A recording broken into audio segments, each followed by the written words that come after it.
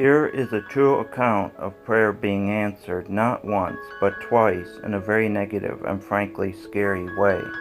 I hope you listen to my story with an open mind and honestly think about the implications of what this may mean.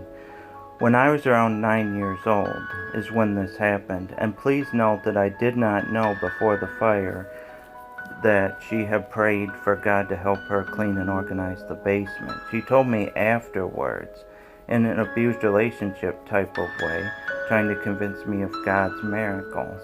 Let's start from the beginning. I was at church a couple of days before this house fire, and this was after Sunday school. My dad, the pastor, was finishing up working on something in his office, and we were about ready to go home. I suddenly felt a strong, overwhelming urge to go into the Sunday school room. At the end of the table, I picked up some matches and a white candle. I don't really know or remember what got into me. I just put them in my pocket and had the urge to keep them. I walked down the steps and over to my dad, and I remember we walked home. Around 2 days later, it was a school night, and I was doing homework. I was getting pretty bored, and my mom says take a break for a few minutes. She was helping me. I, for some reason, go to my room, grab the candles and matches, and head to the basement. I go to the guest bedroom in the basement, sit down, and start playing with the candles and matches. I feel weird, but like something is pushing me, kind of like goosebumps on my arm, and a feeling like I'm doing something wrong, but I'm doing something good at the same time. I light a box full of paper in the closet with clothes hanging above it on fire. And then I just walk upstairs as if everything was normal. When I get upstairs, my mom feels that something is wrong and takes me back downstairs. She smells smoke, and she tells me later, when she saw the fire, she got an overwhelming sense of peace and comfort, strangely, and that God had answered her prayer. After the fire was started, I was freaking out and really scared that night. Once I knew what I had done, but there was no turning back, so I felt really bad. Anyways, that was a long night, and that brought a lot of changes for all of us in our lives.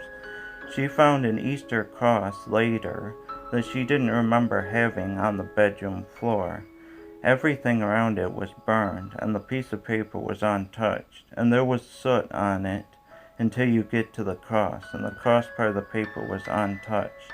She still keeps it framed to this day and on display at my parents' house. Skip ahead to 5 years later. My mom prayed again for help cleaning and organizing the car. Well, me and a friend were in the back seat. My dad was driving, and all of a sudden her seat starts smoking, and my dad has to pull over, and the car eventually bursts into flames. To this day, she has vowed never to ask for help in cleaning something again from God. Now please note that her aura and energy field is very, very negative, much more so than the average person.